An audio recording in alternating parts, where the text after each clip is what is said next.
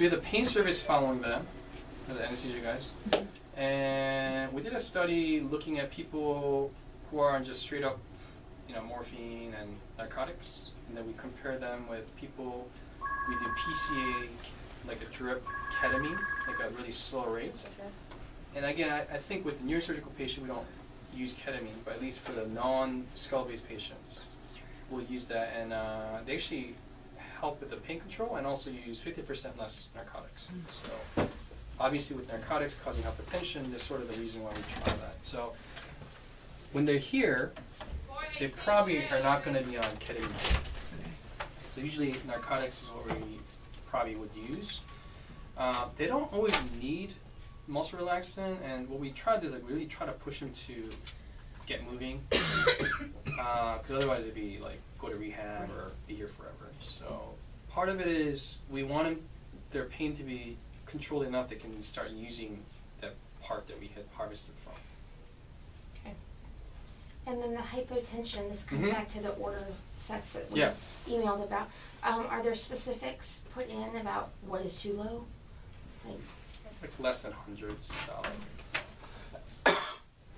And basically, you will know there's a problem because the arterial Doppler just goes out. That's bad. Yeah. Yeah, but that's literally like we had a situation where a flap patient was coding, they could hear the Doppler, as you call it. So it corresponds with the heart rate section, or heart beating. So generally, like 65 mean arterial pressure is what we aim for. You don't have to get pressure, especially once you're like 8 days out. You already have a lot of angiogenesis that have occurred. So even if those vessels go down, they should still bleed really well. So not a huge concern once they end up. Where should we call to get an extra Doppler monitor from you? So main 5 OR. There, if you call Molly is our flap nursing STM, and Wendy's another nurse that works down there a lot. But any ENT nurses and scrub down there would know where these Dopplers are. So they should have them there. I know I can imagine them being terribly expensive. Is it something that we should try to purchase? They should have several, and they usually, I guess there's no harm in that, but they usually go from the OR to the ICU and here with all one box. So if that box breaks, there should be a replacement one from the OR that comes off and gets rotated. Then whenever they leave, try to send them So back to the back to the OR. I'm not sure how that happens, but it's been medically been. Surely. Other questions? I feel better. You guys feel better. Yeah. So they should always go to the ICU first. Oh yeah, 100%. Then will they be step down when they come here? I'm sorry? Would they be a step down Yeah, status usually when they? step down. Okay. So what we do is like they stay in there for so any external flap, like just the skin here, not a big deal. We don't worry about spit getting on everything.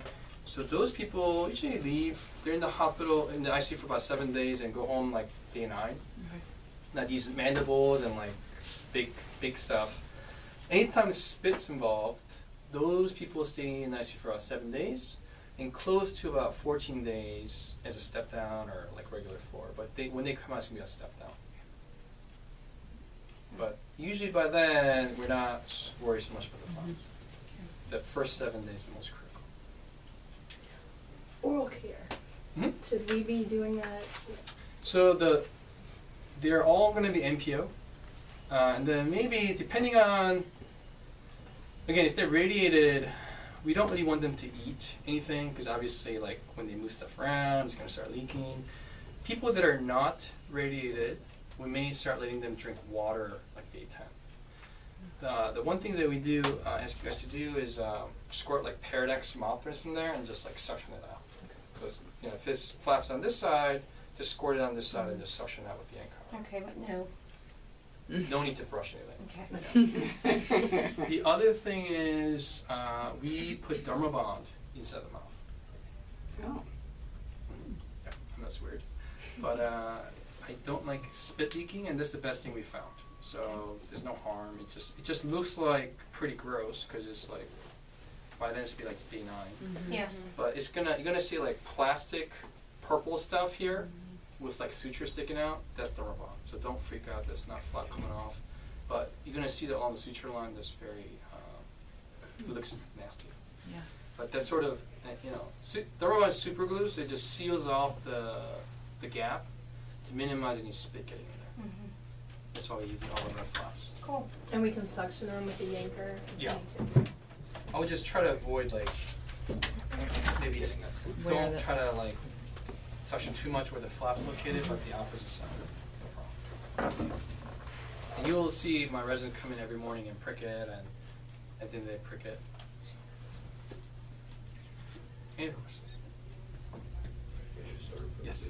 Let's do it again. Yes, thank you. We videotape. Yes, we Yeah. taped it. And you guys, so I sent out the link for the Dopplers that sort of is a video, educational video about the Dopplers, but if you get one in the middle of the night, you have questions about flaps or Dopplers, stick you Midnight Central or CCH7 have all volunteered to come help us in a moment's notice if you have questions. Just call the resident. Can harass the crap. Yeah. Or you can call I have them that on essentially. tape. Like you need to, again, the one thing we're talking about the Doppler, just to see if there's a blood flow. Again, once they're here, it's not really a huge problem. But if the Doppler goes out and it's before day 7, that means the blood flow just stopped, which means the whole tissue can die. So call the ENT resident. If they don't call back, call the senior resident. They don't call back, just call my cell phone.